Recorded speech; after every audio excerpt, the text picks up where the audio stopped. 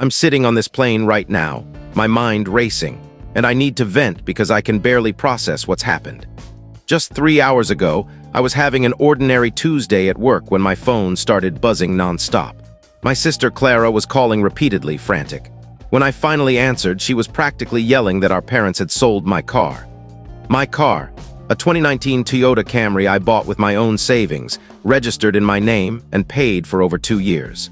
They sold it for $15,000 while I was working, 3 states away. What stings the most isn't even the act itself. It's that this wasn't some spur-of-the-moment decision born of desperation. Clara, sobbing, told me Dad had been orchestrating this for months. He's been telling people in our hometown I owe them for raising me, claiming 18 years of providing food and shelter means I'm indebted to them forever. He had everything planned out. Paperwork prepared, a buyer lined up, the whole thing timed perfectly. The buyer was a guy named Travis, who lives a couple of blocks away. Dad had been negotiating with him for weeks, pitching a great deal on a dependable car. Travis had no reason to suspect anything shady. My own father was the seller, after all. Dad had the keys, knew the car's maintenance history, and even spun a tale about me moving abroad and needing to sell fast. When I got Dad on the phone, he wasn't flustered or remorseful like you'd expect from someone caught stealing. He was cold, calculated. He demanded I wire them the $15,000 immediately as repayment for all they'd done for me. Not requested, demanded, like this was a business deal he'd been plotting. Mom got on the line next, and her words were venomous. I won't repeat most of it, but the gist was clear. I was a burden for 18 years, and now it was time to settle the score. They'd already changed the locks on the house, and my old room was rented out to someone else. They warned that if I didn't send the money within 24 hours, they'd start selling my belongings still stored there. The worst part, how deliberate it all was. This wasn't a panicked reaction to a crisis. Dad's been crafting this story for months, telling neighbors and relatives I owe them for my childhood, that I'm selfish for moving away for work, that I've abandoned them after all they sacrificed. Clara was in tears because she realized they'd framed this as some twisted lesson. Dad kept saying I needed to learn accountability, that I'd gotten too comfortable living my own life without repaying my debt to them. Mom backed him up, acting like selling my car was a logical parenting move. But here's what they don't know. I've been bracing for something like this for 2 years. Not exactly this, but something. Since I got promoted and moved to Chicago, they've made snide comments about me thinking I'm above them, that I've forgotten my roots. Dad especially has been bitter about my success, making jabs about how cushy my life is compared to his. So I've been cautious. I've saved every receipt for that car, every payment, every insurance bill, every oil change. I've kept records of every conversation where they acknowledged the car was mine, every time they borrowed it and asked my permission first. I've been documenting everything because I sensed this brewing. While Mom was ranting about me being a leech who drained them for years, I was already booking flights. I didn't bother arguing or pleading with them. There's no reasoning with people who steal your car and then demand payment for it. You act, my flight lands at 11 p.m. tonight. I've already spoken to Travis, who seems like a decent guy. When I explained the car's registered to me and I never consented to the sale, he offered to help resolve it. He's keeping the car at his place until we meet with the police tomorrow. I've been making calls during this flight, to lawyers, to the bank about my car loan, to people my parents won't expect to hear from. While they were scheming to teach me a lesson about respect, I was building something they can't take away. They want to treat me like I owe them rent for my childhood? Fine. I'll show them what it's like to deal with someone who treats family like a business transaction. They've rented out my room and changed the locks. Great. That simplifies things. For 18 years, I thought these people loved me, that family meant more to them than what they could gain from it. 2 hours into this flight, I'm realizing the truth about who they are might be the most valuable lesson they've ever taught me. The plane's descending and I can see the city lights below. Dad always said I needed to learn about consequences. Tomorrow, he's in for the lesson of his life. Update, just landed. Travis texted that my parents showed up at his place an hour ago, demanding to know why the car's still in his driveway. They plan to tell me it was already gone, fully sold. This is going to be messier than I thought. Update 1, I thought I was ready for this confrontation, but I was so wrong. I'm back at my hotel now, hands trembling with rage, and I need to get this out. This morning, I went to Travis's house around 8 a.m. He's a solid guy, a mechanic who sensed something off about the deal from the start. He said Dad was overly pushy about closing quickly and insisted on cash instead of proper paperwork. Travis was planning to check the car's VIN today anyway, which would have shown it's still in my name. We drove to my parents' house together. I wanted a witness and honestly needed the support. I rang the bell and Mom opened the door, stunned to see me. She actually asked how I got there so fast, like she thought I'd still be in Chicago handling this over the phone. When Dad came to the door, I realized how deep this goes. He wasn't shocked. He just nodded like he'd been expecting me. Then he said something chilling. He was glad I came so we could settle this properly like adults. I asked how he could justify selling my car, and his response was so calculated it unnerved me. He said I'd lived in their house for 18 years, eating their food, using their electricity, wearing clothes they bought. He had it all tallied in his head, not written down, but he listed figures like he'd been planning this for months. $200 monthly for rent, $50 for groceries, $25 for utilities, plus miscellaneous costs. He claimed I owed them roughly $45,000 for my childhood. Mom stood behind him, nodding as he explained the $15,000 from the car was just a start.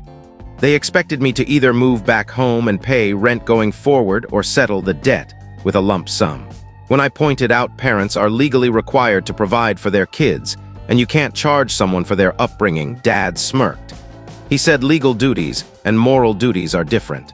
The law might not force kids to repay parents, but decent people know family means mutual care. The argument lasted nearly 2 hours. I kept explaining that what they did was theft, that they had no right to sell my property. They kept circling back to me being selfish and ungrateful. Mom started crying, saying she couldn't believe she raised a son who valued money over family.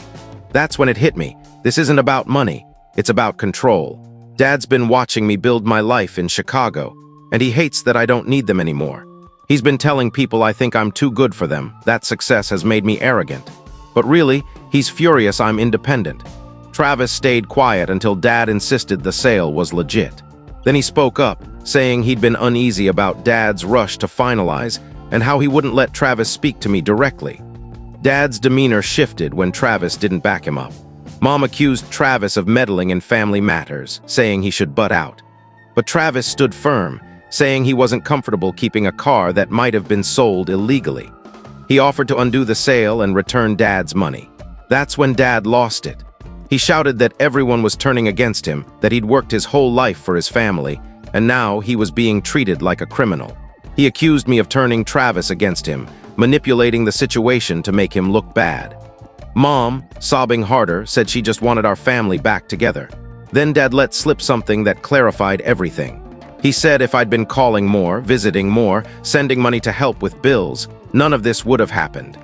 He said he'd hoped living on my own would teach me responsibility, but instead, I'd gotten greedy. They've been struggling financially, not direly, but more than they let on. Dad's hours were cut 6 months ago, and Mom's been working extra shifts at the diner to cover bills. They've seen my social media posts about my job and apartment while they're scrimping, and it's bred resentment. I asked why they didn't just tell me they needed help. Mom said they shouldn't have to ask. Family should just know to help. Dad said real men support their aging parents, that this is how caring families work. It's so warped. They genuinely believe stealing my car was a lesson in family duty. Travis left with my keys, saying he'd keep the car at his shop until we sorted it legally. He told my parents he respected their family issues but wouldn't be part of theft, regardless of their reasons. After Travis left, Mom begged me to stay for dinner to work things out. She said they'd made pot roast, my childhood favorite. Dad said if I cared about family, I'd sit down and figure out a fair way to handle the money. They truly believed Emil could fix this. But I'm done with their manipulation and warped logic about family obligations. I told them I'd be back tomorrow with paperwork to reclaim my car, and if they interfered, I'd involve the police. Dad said that was the kind of threat he'd expect from someone who's forgotten family. Mom said she never imagined her son would threaten his parents with cops. I'm in this hotel room now, replaying it all. Part of me wonders if I'm too harsh, if there's a way to save this relationship. But then I remember how calculated Dad was, how they think they're entitled to my life and money just because they're my parents. Tomorrow, I'm going to the police and a lawyer to explore my options. I've also uncovered some things about their finances they don't know I know. This is far from over. Edit. Thanks for the support in the comments. Many of you are asking about the financial info I mentioned. I'll share more in my next update.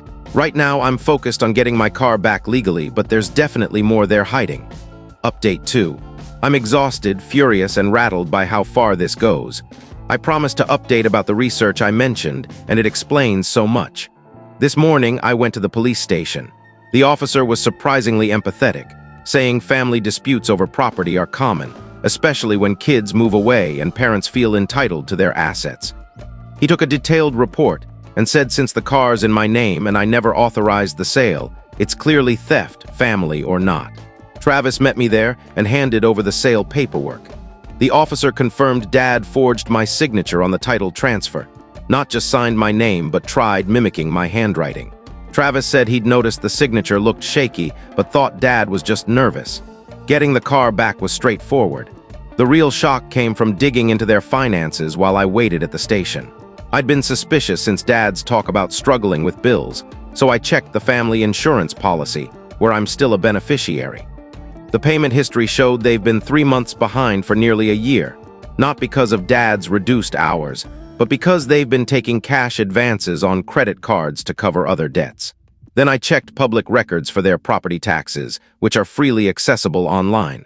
They're 2 years behind, and the county's filed a lien on their house. If they don't pay by January, foreclosure proceedings start next spring. It gets worse. I called Clara while driving back with my car. She's been living at home, working at a grocery store and taking community college classes. She didn't know about the finances, but confirmed Mom and Dad have been fighting about money for months. She also dropped a bombshell. Dad's been telling everyone in town I'm earning 6 figures in Chicago and refusing to help family. He's painted himself as a proud father betrayed by his selfish, successful son. The truth? I make decent money, but not the fortune he's claiming. More importantly, they never asked for help directly, just made passive-aggressive comments about their struggles. Instead of talking to me, they stole my car and demanded payment for raising me. I drove straight to their house, done with games. I walked in without knocking since, legally, I still live there until the locks are changed. They were at the kitchen table, surrounded by paperwork. Dad yelled that I was trespassing, that I couldn't just barge into their home. I cut him off and said I knew about the tax lien. Mom went pale, Dad's face froze. That's when the real talk began. I asked why they didn't just ask for help instead of stealing my car. Dad said they shouldn't have to ask. A good son would have offered. Mom, crying, said they were ashamed of how bad things had gotten. Then Dad revealed the car sale was planned for weeks to test if I'd send the $15,000, proving I cared about family. It was a sick experiment to see if I'd prioritize money or them. I asked what would have happened if I'd sent the money. Dad said they'd have used some to pay taxes and the rest for credit card debt, then asked me for regular payments to cover ongoing expenses. Mom said they'd calculated I could afford $500 a month based on my assumed income, calling it reasonable for a son to support his parents after all they'd done. It was a long-term plan, not a one-off. They wanted to lock me into monthly payments by proving I'd pay under pressure. Dad admitted he missed feeling needed by me, that watching me succeed made him feel like a failure. Mom said they were embarrassed to admit their struggles to their successful son. The car was their way of getting my attention without admitting weakness. We argued for 3 hours about their expectations, their manipulation, and my anger at being treated like a resource. By the end, we fundamentally disagreed on what family means. They think parenthood entitles them to demand support. I believe raising kids is a duty, not a loan to collect later. I left without committing to help, saying I needed time to think. Dad called me selfish. Mom said I was abandoning them over money. But here's what they don't know. I photographed all their paperwork, bank statements, credit card bills, tax documents. I also recorded parts of our talk, including their admissions about the car being a test and their plans for monthly payments. I'm meeting a lawyer tomorrow to protect myself from future manipulation and explore ways to help without enabling their behavior. I've got ideas about their financial mess they won't like. This isn't over, but I finally see what I'm up against. Edit. The comments are overwhelming. Many of you asked about the recordings. Yes, it's legal in my state to record conversations you're part of without consent. I'm documenting everything. This is going to get messier before it resolves. Final update. This is the end of this nightmare family saga. I'm drained but want to share the resolution since your support has meant so much. Yesterday, I met with a lawyer who reviewed my recordings and photos. She said I had a strong case for theft, but pressing charges against my parents would be emotionally brutal and likely yield minimal consequences since the car was returned. She also pointed out their financial situation. Tax liens, credit card debt, Dad's reduced hours, was heading toward bankruptcy within a year regardless of my help. That shifted my perspective. Did I want to punish them, help despite their actions, or walk away? After a sleepless night, I decided I wanted them to see their approach was wrong and to find a way forward without manipulation. I gave them one last chance to act like adults. This morning, I went to their house and asked for a serious talk. I told them I'd consulted a lawyer and could pursue charges, but preferred a solution that worked for everyone. Dad accused me of threatening them with lawyers.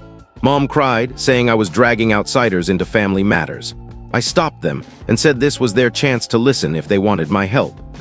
My offer: I'd pay their property tax debt directly to the county to save their house and help with credit card debt through a structured plan. But they had to meet conditions. First, they had to admit selling my car was theft and apologize without excuses. Second, they had to stop telling people I was selfish for not sending money. Third, any financial help would go through a third party to prevent future pressure. Finally, they had to agree to family counseling to work on communication and boundaries. Dad initially rejected everything, saying he wouldn't be treated like a child. Mom called counseling insulting, saying family should solve problems alone. But as I started to leave, Mom grabbed me, begging me to stay. She said losing the house terrified her. It was their life's work. Dad admitted he'd felt powerless since his hours were cut, unable to provide for his family. That's when we finally talked honestly. Dad said my success made him feel like a failure after 25 years at the same job with only debt to show for it. Mom said they were ashamed to admit their struggles to me. They resented my life in Chicago while they struggled, and the car was meant to jolt me into helping. Dad thought family money should be shared in crises, not seeing it as theft. I asked why they didn't just ask for help. Dad said asking felt weak. Mom said they didn't want to seem like failures. We talked for hours about their finances, family expectations, and my feelings of betrayal. They agreed to my conditions after much debate. I'm paying their taxes this week to lift the lien and setting up a debt management plan for their credit cards. They've promised to stop spreading lies about me and start counseling next month. We've set clear rules. Any future help requires direct, honest requests, no manipulation. I'm not sure this will last. Part of me is still angry about the car and their manipulation. But holding on to rage doesn't help, and sometimes you choose between being right and staying connected. I've learned financial stress can twist people's behavior. My parents aren't evil, but desperation made them manipulative. That doesn't justify their actions, but it explains them. Kernel.org them. I'm heading back to Chicago tomorrow, feeling cautiously resolved. It's not perfect, but it's a start with boundaries in place. Thanks for your advice, especially about getting a lawyer. It helped me approach this strategically. For anyone facing similar family drama, set firm boundaries early and don't let guilt drive you. Family should mean love and respect, not obligation. Final edit. Many of you asked if they'll stick to the agreement or manipulate me again. I don't know. I can't control them, only my reactions. If they cross the line again, I'll act based on their behavior. For now, I'm hopeful but vigilant.